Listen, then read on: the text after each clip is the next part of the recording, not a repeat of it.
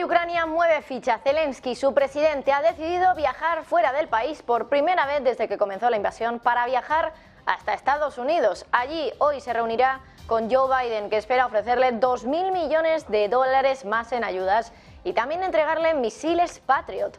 A todo esto, mientras tanto, el otro foco del mundo también se ha reunido hoy. Xi Jinping, el presidente chino, y Medvedev, el expresidente ruso, y China le ha pedido a Rusia que negocie con Ucrania. Sin embargo, a Rusia le ha sentado tan mal el viaje de Zelensky que han desafiado la petición de China y han asegurado que no ven ninguna posibilidad de negociar con Ucrania, algo que ha desmentido también el ministro de Defensa hoy. Ha dicho que están preparados para hablar con Ucrania. Enseguida analizamos todo ello. Tras las explosiones de los gasoductos Nord Stream a finales de septiembre, muchos se han apresurado a culpar a Rusia de esos actos de sabotaje para cortarle el grifo de gas a Europa. Sin embargo, fíjense en una investigación que ha publicado hoy el diario Washington Post. Aquí asegura que de forma anónima muchos funcionarios creen que Rusia no es quien está detrás de los ataques en los gasoductos. Dicen que no hay ninguna prueba concluyente de que el autor haya sido Rusia. Ahora les damos más detalles de esa investigación. Y después de dejar en manos de los usuarios de Twitter su puesto de trabajo, Elon Musk confirma que hará caso a la encuesta que publicó para votar sobre si debía o no abandonar el puesto de consejero delegado de la red social. Ahora ha dicho que efectivamente va a dimitir, pero eso sí, dice que lo hará en cuanto encuentre a alguien lo suficientemente tonto, son palabras textuales, como para ser su sucesor. Además, también ha revelado cuál será su función desde entonces. Dice que se dedicará a liderar el equipo de servidores y software.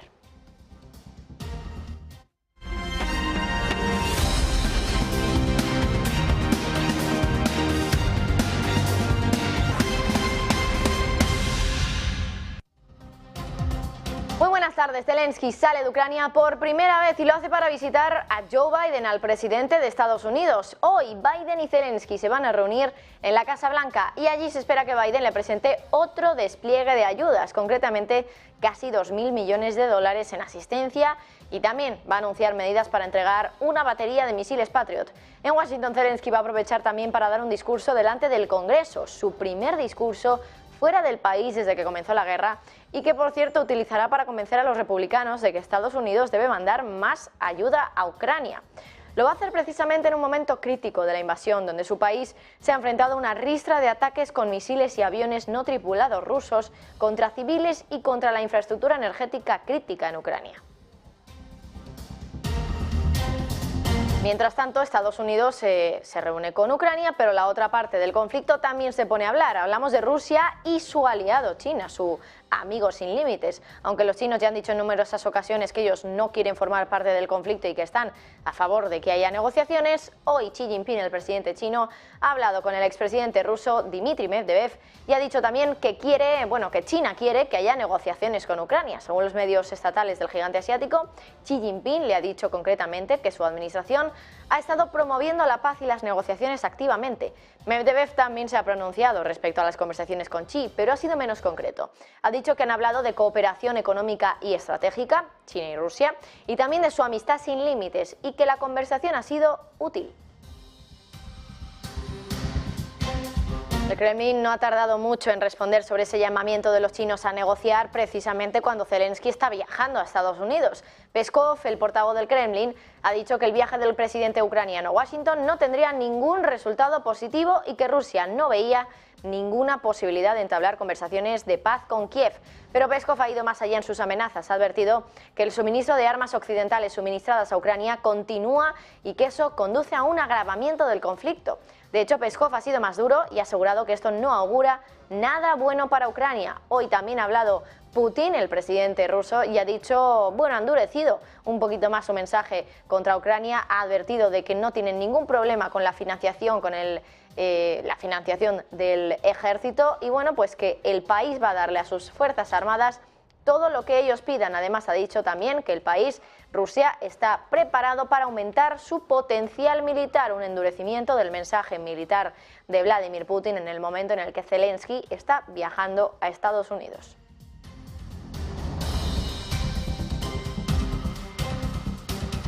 Bueno, desde luego que hoy hay muchísimas cosas de las que hablar en el plano más geopolítico, porque como decimos, pues no es que solo se vaya a reunir Zelensky con Joe Biden, el presidente de los Estados Unidos. Xi Jinping también se ha reunido con el expresidente ruso, con Medvedev, y además también tenemos esas palabras de Putin asegurando que, bueno, pues van a mejorar esa preparación militar que tiene ahora mismo el país de Rusia. Así que hay muchas cosas que analizar y que profundizar. Así que vamos a hablar con Antonio Alonso Marcos, que es profesor adjunto de la Universidad CEU San Pablo. Antonio, muy buenas.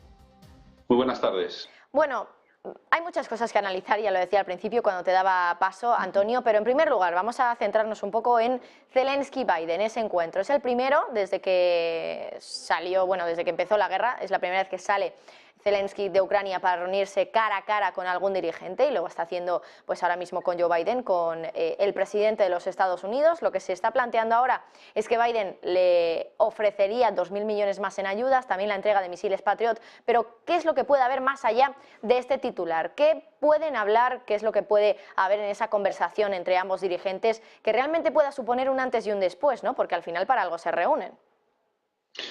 Bueno, a lo mejor no tiene por qué ser necesariamente un antes y un después, sino simplemente la continuación de algo que cada vez es ya mucho más obvio, ¿no? Es decir, hasta ahora la inmensa mayoría de la gente habla de la guerra de Ucrania, o como mucho habla de la invasión de Rusia de Ucrania, pero ya cada vez más gente está empezando a hablar acerca de la guerra entre Rusia y la OTAN.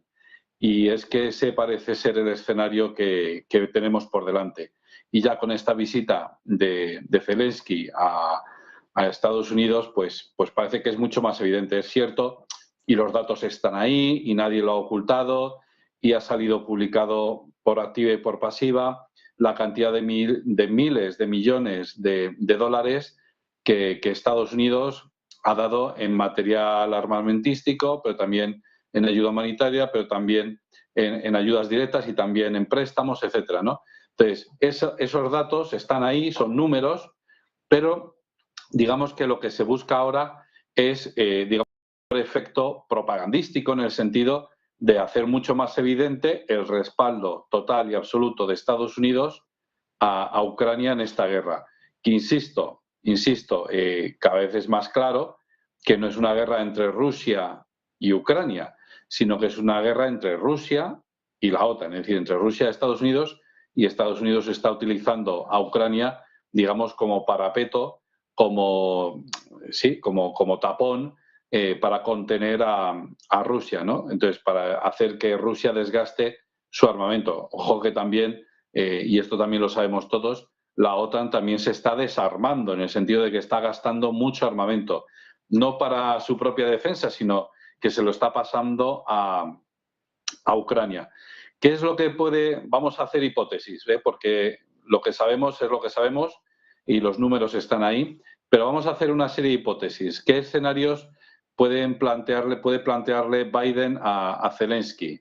Pues puede plantearle un escenario 1, que es aguanta todo lo posible, nosotros vamos a seguir suministrándote armas, munición, incluso a lo mejor pues también te podemos enviar algún equipo táctico, lo que sea, un grupo de hombres que pueda hacer algún tipo de trabajo, etcétera, ¿no? Bueno, esa es una opción, es decir, resiste, que te vamos a seguir apoyando hasta el final. Este es el mensaje público que han dicho muchas veces.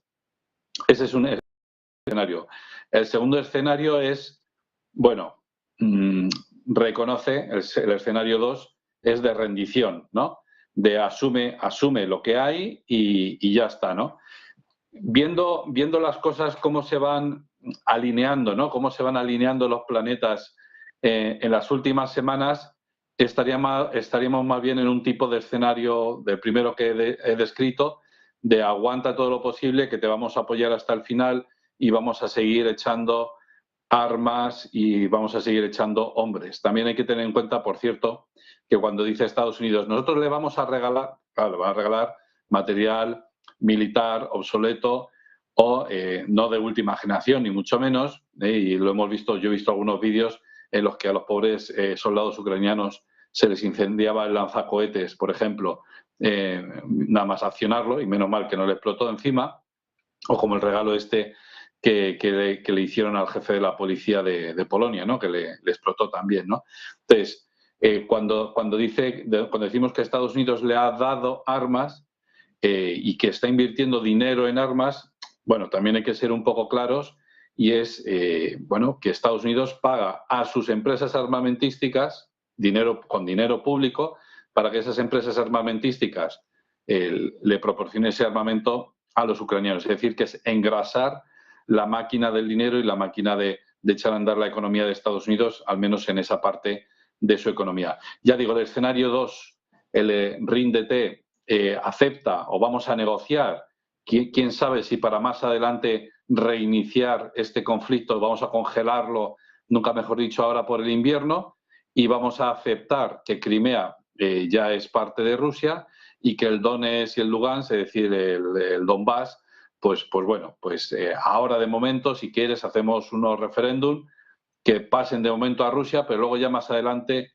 ya veremos. Bueno, en fin, eso no creo yo que esté en la conversación, sobre la mesa de la conversación esta tarde entre Biden y Zelensky, y hay que tener en cuenta un par de cosas, que nos tenemos que ceñir al derecho internacional y lamentablemente en los últimos 20 años el derecho internacional ha recibido múltiples patadas por muchos sitios, ¿no? Y entonces, una cosa es lo que se dice en las aulas, lo que se dice en las grandes conferencias, ¿no? De vamos a respetar el derecho internacional, y otra cosa es la política de hechos consumados que hemos visto, por no irnos más lejos, en los últimos 20 años, ¿no? Entonces, ¿un país puede entrar en otro, invadirlo? Pues claro que puede. Es decir, al final eso sucede y al final la comunidad internacional lo acaba respaldando, o por activa o por pasiva lo acaba respaldando, ¿no? ¿Un país puede iniciar una invasión de otro país aunque sea colindante? Pues no debe. El derecho internacional dice que no debe, pero eso sucede y al final eso se acaba consolidando. Y territorios que se han conseguido gracias a la conquista y gracias a la guerra, al final acaban consolidándose como parte del territorio, de la integridad territorial de un sitio, ¿no? Entonces, yo llamaría un poquito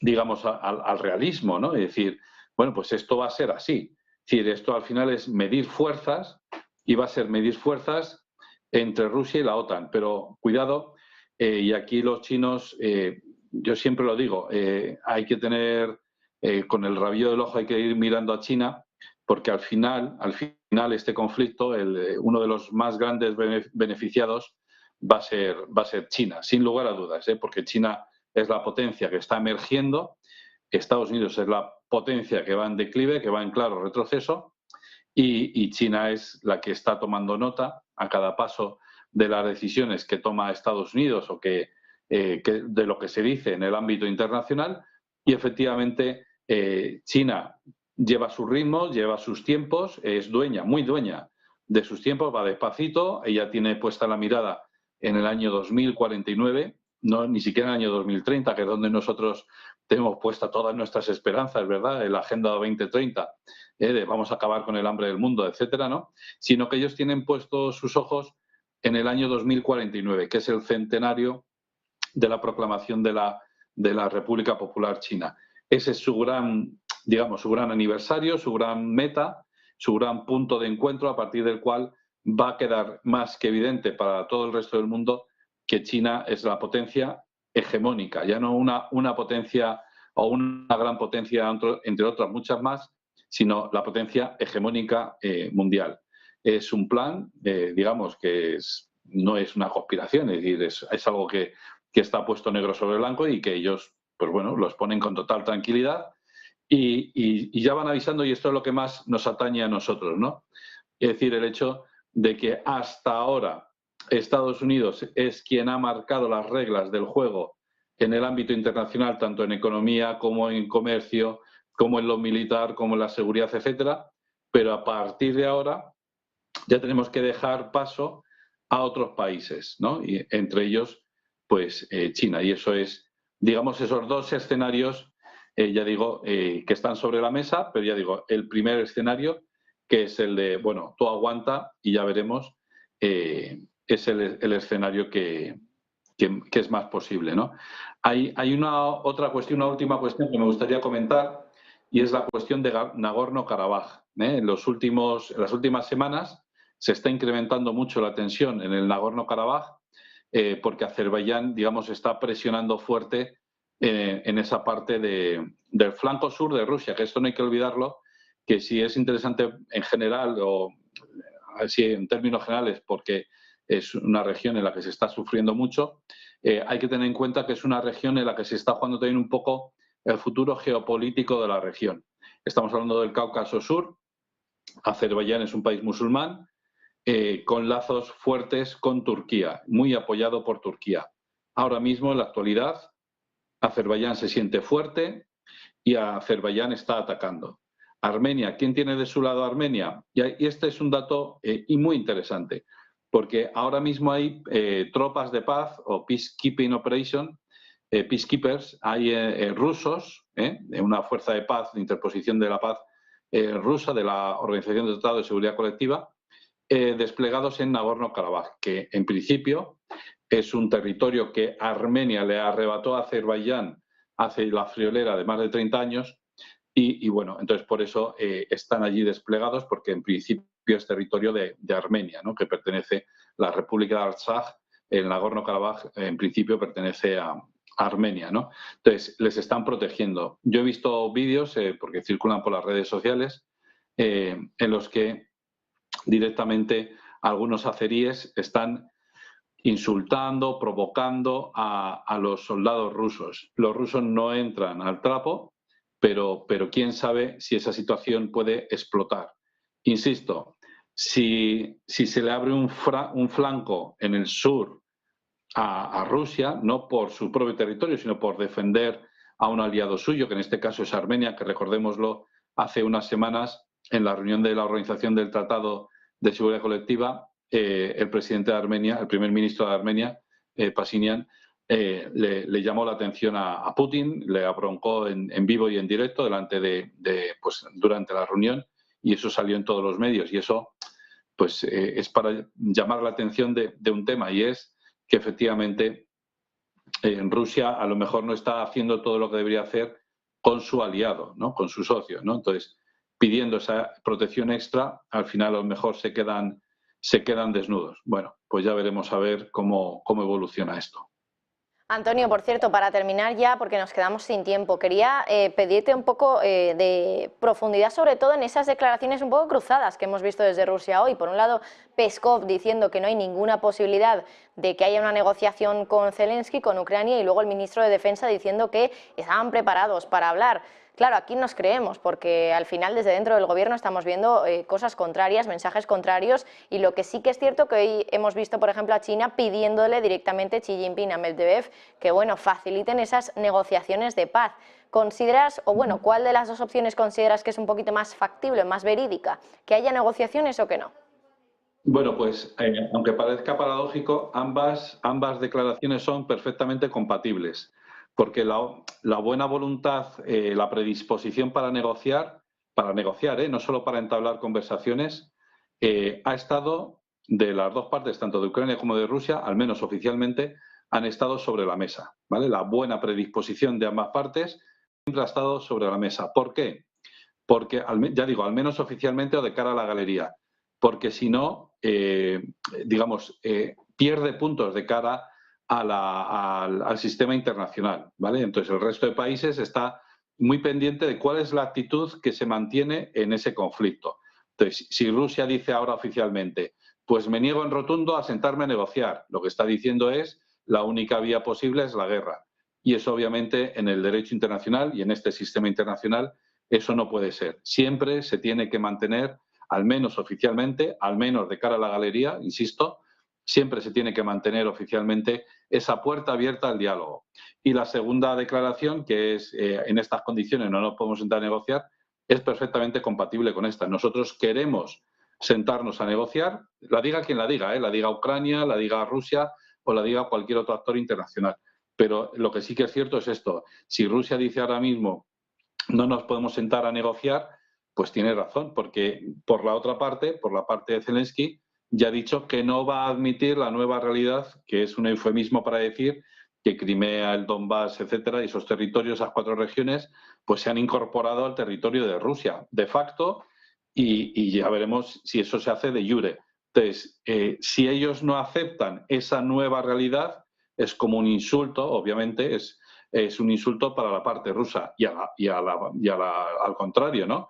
Es decir, admitir o decir que esos 4 territorios, esas 4 regiones, son parte integrante de la región del territorio de Rusia, es un insulto para Ucrania. Es decir, que las posiciones son irreconciliables, están enfrentadas, nunca mejor dicho. Y al final esa solución vendrá por aceptar o bien una cosa o bien la otra. Esto está clarísimo, ¿no?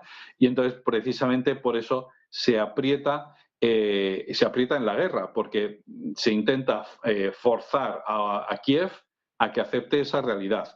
Por eso se va a utilizar el invierno como arma contra Kiev.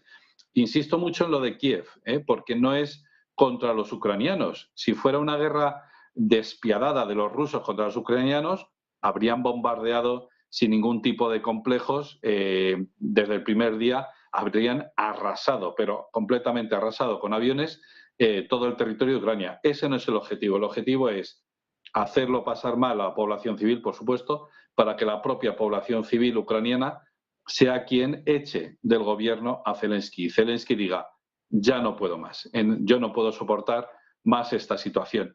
De hecho, ya he visto por ahí circular vídeos en los que aparecen ya soldados ucranianos mal provistos que empiezan a levantar la voz contra Zelensky. No estoy diciendo que vaya a haber un golpe de Estado contra Zelensky ni nada de estas cosas, pero por supuesto lo que busca con su estrategia tan de paso despacito, ¿no?, de Rusia es precisamente eso, ¿no?, colmar la paciencia de los pobres ucranianos para que presionen a sus gobernantes, a sus líderes, para que así se rindan y acepten por las buenas o por las malas esa nueva realidad, que es que esas 4 regiones ya están incorporadas a Rusia. Esa es la única vía, porque la otra vía es continuar la guerra, y continuar la guerra hasta echar de ese territorio, de ese Donbass, completamente echarles a los rusos. Imaginemos, y para acabar, imaginemos que efectivamente Ucrania, con todo el apoyo de Occidente y sin involucrarse Occidente directamente, lógicamente, echa de todo ese territorio, de todos los territorios de Ucrania, de todo lo que conocemos como Ucrania a partir del año 91, echa de todos esos territorios a los rusos.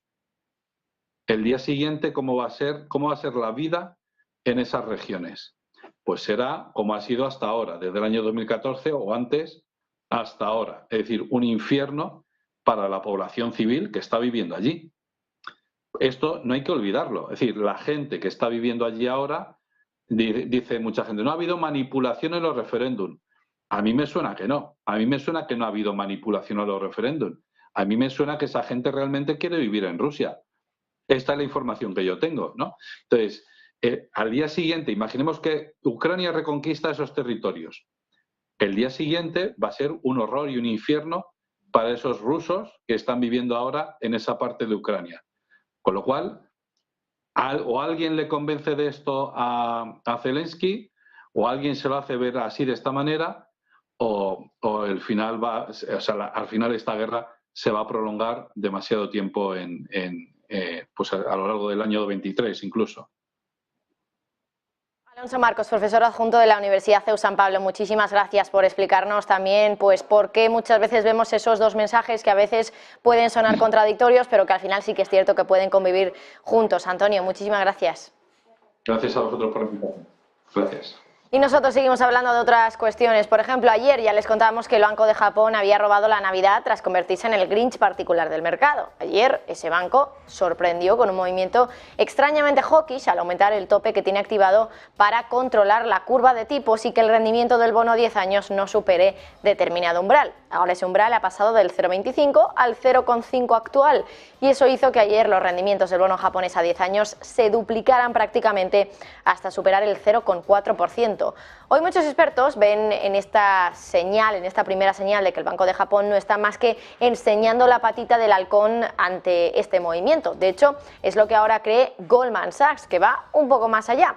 La entidad de Wall Street cree que el Banco Central nipón podría ir mucho más allá en su próximo movimiento y que va a eliminar los tipos de interés negativos. Recuerden que ayer en la reunión la institución monetaria decidió mantener los tipos en el menos 0,1%. Sin embargo, ahora desde Goldman Sachs creen que el Banco Central, liderado por Kuroda, va a dejar atrás en breve ese tipo de interés negativo. Y parece que el culebrón de los fondos europeos de Hungría ha llegado a su fin. Su primer ministro, Viktor Orbán, ha llegado a un acuerdo para desbloquear esos fondos. ¿Qué cesión han hecho los húngaros para contentar a Bruselas y recibir esos ansiados fondos? Marta Isern. El primer ministro de Hungría, Viktor Orbán, confirma que ha llegado a un acuerdo con la Unión Europea para desbloquear sus fondos. Al húngaro no le queda más remedio que intentar llevarse bien con los socios europeos, porque en gran parte tienen la sartén por el mango. Hungría tiene una deuda pública del 75% del PIB y los inversores extranjeros en estos momentos están muy reacios a comprar bonos gubernamentales. Orbán necesita los 13.000 millones de euros de los fondos de la Unión Europea destinados a Budapest para conseguir encauzar su economía. Hasta el momento, Bruselas solo ha aprobado la liberación de 5.800 millones después de que Orbán hiciera algunas concesiones en materia de ayudas e impuestos a Ucrania. Pero los 7.200 millones restantes se han mantenido bloqueados hasta el momento como represalia por la resistencia por parte de Hungría a algunas peticiones de la Unión Europea. Los líderes europeos piden a Orbán que avance en una serie de promesas en cuanto a la lucha contra la corrupción y la protección del sistema judicial. Orbán está atrapado en una grave crisis económica, al igual que otros países europeos, pero en este caso también por su exposición especialmente a la crisis energética. Afronta también una población inquieta y la necesidad de capital extranjero. Su inflación alcanzó el 22% en octubre, más del doble del promedio de la Unión Europea. Se espera que su PIB se desacelere al 1,8% en 2023 y su florín ha caído un 13% este año frente al euro. Sin todos los fondos de la Unión Europea, a Orbán no le quedaría otra que remar en sus medidas económicas más populistas. Los topes de precios de la energía y algunos bienes han provocado un aumento en la demanda de combustibles y también han provocado distorsiones en el mercado. Los minoristas han aumentado los precios de los artículos sin un tope para conseguir preservar sus márgenes. A Hungría, por tanto, le compensa permanecer como miembro de la Unión Europea. Si Orbán no recibe esos fondos europeos, existiría la posibilidad de que su grupo político pierda el poder que mantiene desde el año 2010. Sin embargo, para permanecer en el bloque, sin que sus fondos económicos se vean afectados, al gobierno húngaro no le queda otra que respetar el reglamento europeo, por lo que era de esperar que el primer ministro llegase a un entendimiento y suavizase algunas de sus políticas para conseguir contentar a los miembros del bloque. Uno de los primeros grandes rescates de las empresas energéticas en Europa ya ha recibido hoy el visto bueno de Bruselas. Es Uniper, la gasista alemana que estuvo al borde de la quiebra y fue rescatada por el Estado alemán. Ahora la Unión Europea ha aprobado la nacionalización de la empresa, pero con una larga lista de condiciones. Eva Villanueva. Esperábamos el veredicto y ya está aquí. La Unión Europea ha aprobado la nacionalización en Alemania de dos importantes empresas de gas, incluida Uniper, pero con una larga lista de condiciones que implica para ambas compañías venta de activos y de filiales. Por partes, la Unión Europea ha dado luz verde al rescate de Uniper, 34.500 millones de euros, incluida ampliación de capital, que supone el mayor de la historia en la locomotora europea. Un rescate condicionado, entre otros puntos, a que se ejecute una serie de desinversiones de activos, como señalábamos, como la participación del 84% de la compañía en la generadora de energía rusa Unipro o su negocio de energía en América del Norte y la planta de carbón duro en Datteln, en Alemania, entre otras cosas. Por otra parte, Uniper, en esas condiciones, tampoco podrá realizar adquisiciones hasta finales de 2026, a menos que sean necesarias para garantizar su viabilidad continua o para impulsar los esfuerzos de descarbonización. Con todo, visto bueno al rescate de Uniper, pero también a los 6.300 millones de euros de SEFE Seurin, que es la antigua Unidad Europea de Comercio y Suministro de Gazprom, con la condición de que también se deshaga de activos. Estos paquetes de nacionalizaciones, hay que recordar, se incluyen en el paquete de 200.000 millones de euros que el gobierno encabezado por Olaf Scholz preparó para ayudar a empresas y hogares a hacer frente al aumento de los precios de la energía, a esta inflación energética.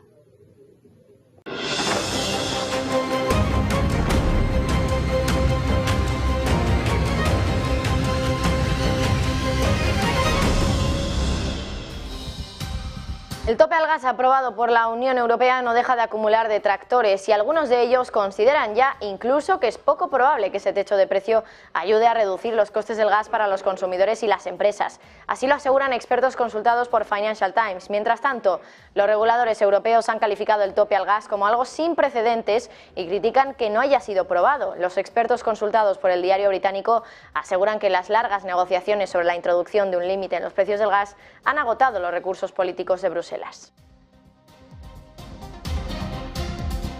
Las explosiones de los gasoductos Nord Stream de septiembre siguen dando que hablar a pesar de que ya han pasado meses desde entonces. Ahora, el ministro de Exteriores ruso, Lavrov, ha dicho que parece que ninguno de los países de la Unión Europea va a investigar las explosiones de Nord Stream.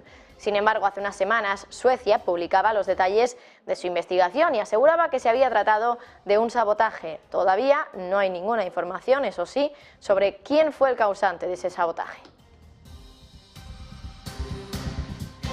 Tras esas explosiones, muchos se apresuraron a culpar a Rusia de actos de sabotaje para cortarle el grifo del gas a Europa. Sin embargo, fíjense en esta investigación que ha publicado hoy el diario Washington Post. Aquí asegura que de forma anónima muchos funcionarios creen que Rusia no es quien está detrás de los ataques en los gasoductos Nord Stream. Dicen que no hay ninguna prueba de que el autor fuera Rusia. El diario asegura que los mensajes de 23 funcionarios diplomáticos y de los servicios de inteligencia de 9 países van todos en la misma línea de no culpar a Rusia. Algunos de ellos han ido más allá y dicen que en su opinión Rusia no está detrás del sabotaje. Otros, que todavía consideran a los rusos como los principales sospechosos, dicen que es posible que nunca se pueda comprobar quién fue el autor del sabotaje. Se pone hoy en marcha un yacimiento de gas que alimentará un gasoducto a China. El yacimiento es el mayor del este de Rusia y su puesta en marcha forma parte del importante esfuerzo de Rusia por aumentar el suministro de gas a China tras cortarle el grifo a Europa. Según el Kremlin, se trata de un yacimiento único. Hay que recordar que Rusia lleva muy poco tiempo vendiéndole gas a China por gasoducto, solo desde 2019. Por el momento, Rusia es el tercer proveedor de gas de China. En Reino Unido aumentan los problemas con la bajada de las temperaturas y es que allí no es tan fácil usar la electricidad como alternativa al gas para calentarse. Allí la luz es 3 veces más cara que el gas natural, lo que hace que los aparatos eléctricos para calentar el hogar, secar la ropa o cargar el coche sean prohibitivamente caros. Lo cierto es que esa brecha entre electricidad y gas se ha reducido en el último año. La luz solía estar 4 veces más cara que el gas. Y esto es un problema para los objetivos energéticos del país. A medida que los combustibles fósiles aumentan los costes de la energía en Europa, la disparidad de precios entre las calderas de gas y la calefacción eléctrica más limpia es una amenaza para los objetivos cero de emisiones netas en país. El gobierno de Turquía y las empresas privadas están en conversaciones con Estados Unidos para la compra de pequeños reactores nucleares, ya que el país busca dejar el carbón. El asesor principal de competitividad comercial en energía nuclear de Estados Unidos ha señalado que existe un gran interés en la energía nuclear como una forma de reemplazar las centrales eléctricas de carbón.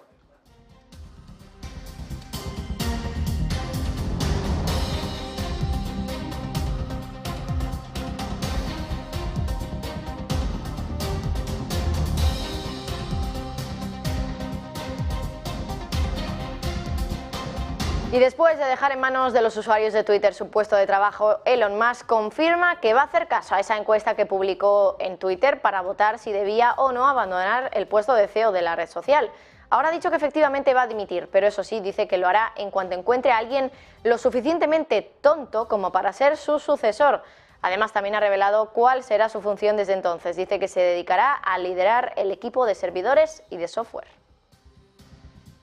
Y mientras Elon Musk se deshace cada vez más y más de acciones de Tesla, porque siempre desde hace ya bastantes meses estamos escuchando cómo Elon Musk está vendiendo acciones, hay alguien que no para de comprar, aprovechando lo mucho que ha caído la acción de Tesla. Hablamos de Cathie Wood, la fundadora del ETF ARK Investment. Desde el 3 de octubre, los fondos de ARK han comprado más de 445.000 acciones de Tesla. Hace unos días solo supimos que Musk había vendido acciones de esta compañía por más de 3.000 millones de dólares. Pero Cathie Wood cree que es el momento de comprar. Este ha sido el primer trimestre de 7 en el que ARK ha comprado acciones netas de Tesla.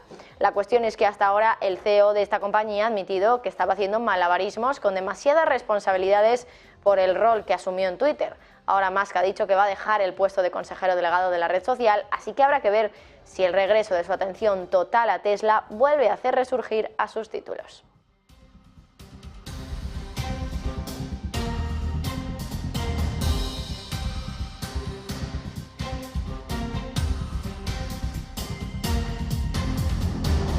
Bueno, Elon Musk no se detiene y parece que ahora el magnate multimillonario deja por un momento de mirar a Twitter y se centra en Tesla, porque ahora el CEO y fundador de Tesla se dispone a ejecutar despidos masivos en su empresa. Eva Villanueva.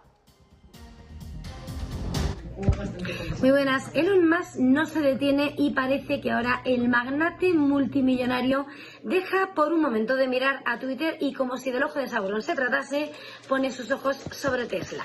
El CEO y fundador del fabricante de coches eléctricos se dispone a meter la tijera ahora en la plantilla de Tesla. Según informa Electric, Tesla detendrá la contratación y comenzará una nueva ola de despidos. Al parecer, y según la publicación La Automovilística, habría informado ya al personal de que se adoptará una congelación de contrataciones y que va a tener lugar otra ronda de despidos en el próximo trimestre. La mirada puesta, por tanto, en la reestructuración de la compañía con el arranque del año y veremos a ver cuál es el alcance. Las cifras pueden sorprender y si no, no hay más que recordar cuál fue el anuncio de Elon Musk al llegar a Twitter. Compraba la red social por 44.000 millones de dólares y a la semana despedía a la mitad de la plantilla. Y por último, les trasladamos una noticia sobre FTX. Hoy Sam Bankman-Fried va a ser ya extraditado de Bahamas. El FBI está listo para escoltar al cofundador de FTX hasta Estados Unidos. Ayer Bankman-Fried firmó sus documentos de entrega y hoy se espera que firme otra serie de documentos para finalizar su renuncia, de documentos separados que finalizan esa renuncia de los derechos para luchar contra la extradición. Después de eso, agentes del FBI van a acompañar, como decimos, al cofundador de FTX hasta Estados Unidos. Saldrán en un avión desde un aeropuerto privado en la isla de Bahamas. Y hay que decir también que desde que se le negó la libertad bajo fianza en una audiencia judicial la semana pasada, Bankman-Fried ha estado recluido en un notorio centro penitenciario en las afueras de Nassau, en Bahamas. Bueno, y con esto seguimos hablando sobre todo de los mercados porque ya se acerca la Navidad, quedan apenas 3 días para Nochebuena y parece que el rally navideño ni está ni se le espera, pero vamos a preguntarle a los expertos. Rafael Ojeda, analista macroglobal de Fortage Funds SICAV. Muy buenas. Hola, buenas. Bueno, Rafael, nos olvidamos de ese rally navideño. Este año no vamos a tener un rally de Santa Claus, como dicen los ingleses. Pues probablemente no. Ya veníamos desde las últimas semanas preguntando la posibilidad de que quizás el rally navideño fuera más tardío o incluso, desde luego, bastante más débil que otros años, pero yo creo que el tiro de gracia de Christine Lagarde con esos comentarios tan hawkish estos días atrás, sobre todo la Reserva Federal, que tiene clarísimo que tiene que luchar de una manera más contundente contra la inflación, bueno, pues va a llevar a Estados Unidos a una recesión, digan lo que digan los analistas, y esto probablemente pues hace que no tenga mucho sentido ni mucho recorrido la bolsa norteamericana. Bueno, y hablando de bolsa norteamericana, quería preguntarte por un valor concreto que lleva un año nefasto y, bueno, también mucho peor que otros valores parecidos, tecnológicos, pero peor, como digo, que es Tesla. Ya vale menos incluso que Exxon. Claro, lo que estamos viendo es que Elon Musk no deja de vender acciones, que hasta ahora ha estado muy centrado sobre todo en Twitter y algunos argumentan que se ha olvidado un poco de Tesla, de su otra empresa.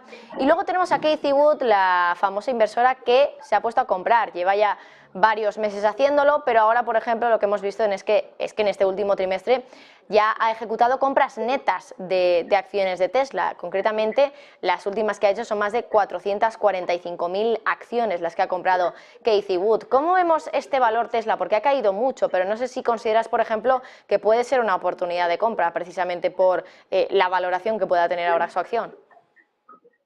Bueno, a ver, Tesla es que tuvo una subida en bolsa verdaderamente espectacular. De hecho, Tesla en su momento llegó a valer más que todo el resto del sector automovilístico mundial, lo cual era absolutamente absurdo, al calor de, bueno, pues de las baterías, del tema de los coches eléctricos, y que Tesla tiene una ventaja competitiva por ser pionera en ese campo, y esto pues elevó la valoración a niveles absolutamente absurdos, ¿no? Fue lo que llevó realmente a Elon Musk a ser el hombre más rico del mundo, ¿no? Desde ese momento, obviamente, Tesla tenía una caída, una corrección bastante importante, porque no tenía demasiado sentido esa valoración. Bueno, y todos sabemos que Cathie Wood, por algo se la conoce, por ser bastante contraria. Y en ese momento yo creo que Cathie Wood lo que está viendo es que Tesla, del mismo modo que entonces estuvo muy sobrevalorada, ahora está bastante infravalorada, y de los precios actuales probablemente Tesla se puede tener un recorrido al alza si, bueno, si digamos que tiene un pequeño pullback a la media, ¿no? Lo que ocurre es que es una apuesta bastante arriesgada porque yo considero que la bolsa norteamericana sigue estando cara y que probablemente si Estados Unidos entra en recesión todavía pueda caer más. Por lo tanto, yo creo que la posición de Cathie Wood es bastante arriesgada y veremos a ver qué tal será la jugada.